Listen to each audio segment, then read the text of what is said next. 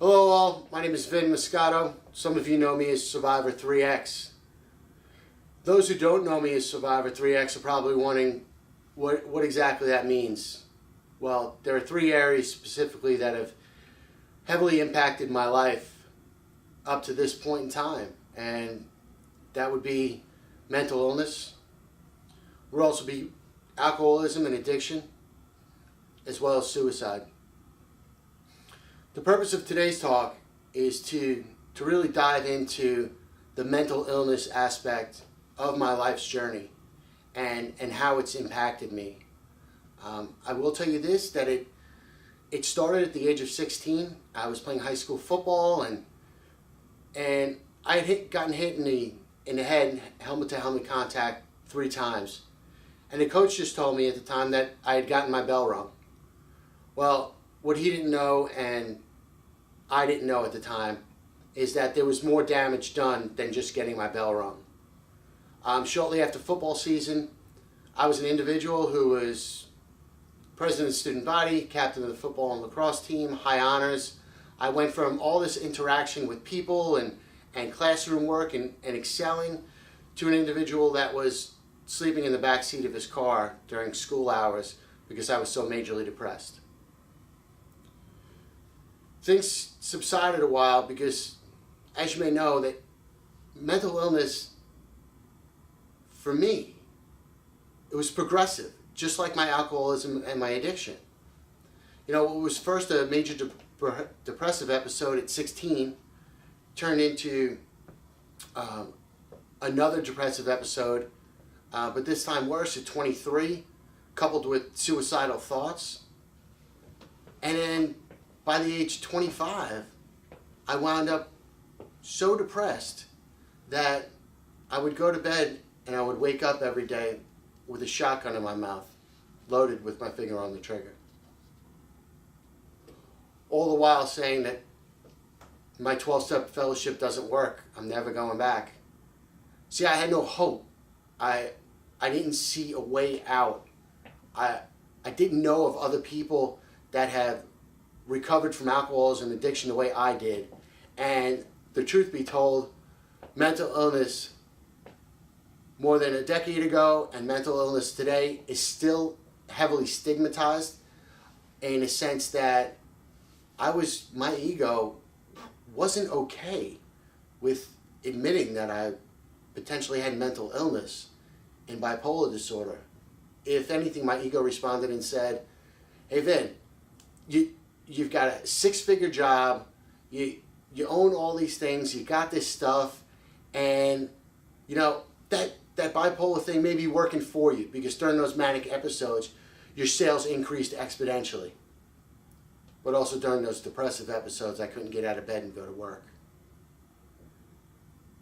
So things would get worse with my bipolar disorder because, you know, and I take full responsibility for me and my bipolar disorder in the sense that I looked and couldn't find a way out. I looked for information and couldn't find a way out. And at 29, you know, my mental illness, my alcoholism and addiction came to a climax. September 8th of 2008, I made my first major attempt on my life. And one of the first things that my medical records say, because I do keep those with me to keep it fresh, is that this 29-year-old patient presented with a history of mental illness, with a history of suicidal ideation. See, this stuff was known amongst my family and amongst my friends. And I never remember being pointed to the light of recovery, to the light of hope. If anything, I continued suffering year over year, and the stigma became so great amongst my family and friends, never mind society as a whole, that many were uncomfortable with me being at family gatherings. Along my journey, one individual, my sister-in-law, attempted to take out a restraining order. Now, mind you, I have no criminal record. I have no history of fighting, of guns, or anything of that ramification. Apparently because she saw so much interfere and stigmatized the disease so much, she went down to the courthouse, tried to get a restraining order, at which point the judge turned around and said, you've got nothing on your brother-in-law for me to even consider a restraining order. And then the years would just pile up one after the next, and disturbed family functions. And I can go on and on. I really could. But you know what? Not only in my life, but in this talk, that's enough about that. Because what's more important to the people who are viewing this, and what I didn't get, was hope, was a way to recover, a way out. See, I've only got today, and I know that. I know every 24 hours I only have that God-given day to be in remission. I don't know what I'm going to wake up to tomorrow. At this point, I've learned how to not care about what happened yesterday. But see, that came through with years and years of work. Now, I was watching this podcast with 1080 with David Goggins yesterday, and he spoke about how it's the little things you do every day that make a difference. Like, for example, taking your medication every day as prescribed. I take my medication every day as prescribed. It's effective. I pray every day. Spirituality is very much a component of healing of my mental illness. I found myself looking into other spiritual practices like Buddhism, which has taught me to quiet the mind. I have a bipolar mind. I need to quiet the mind more than any others that I know. Meditation allows me to quiet the mind and be less reactive, possibly non-reactive in situations. Or Taoism, going with the flow of nature. Nutrition, exercise, and a good support network.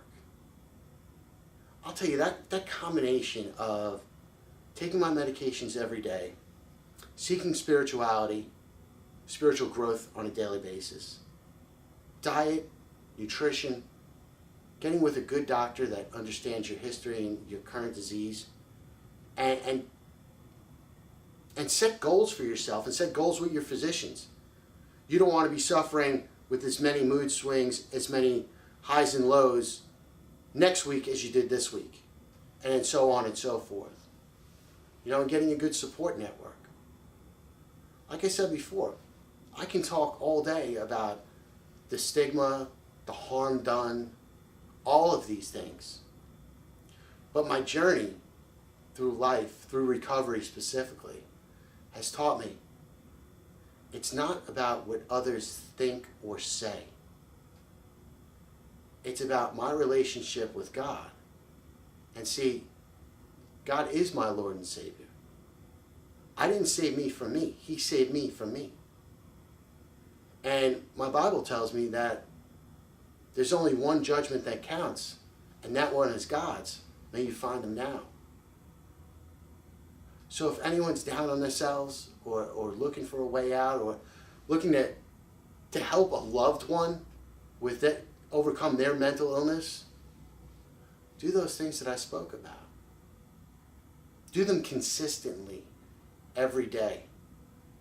Love the sick and suffering mentally ill patient. Love them unconditionally. It's so easy to forget that they are not of sound mind because of their disease and blame everything on them. Well, let's look at it, and I'm going to close on this. Let's look at it from a different angle. The different angle is they are sick and suffering. How is a sick and suffering person going to find their way out of sick and suffering without the help of loved ones and their friends? Maybe their church, their fellowship.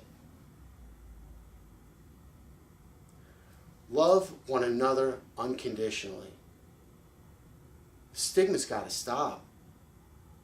This is going on throughout the world, not only with mental illness.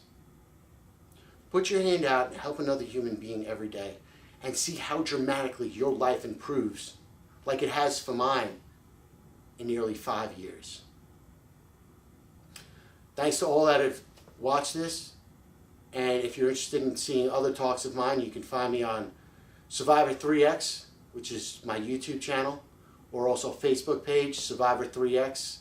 And please, if you have questions, concerns, email me. All that contact information is on the website or on the channel. All the best.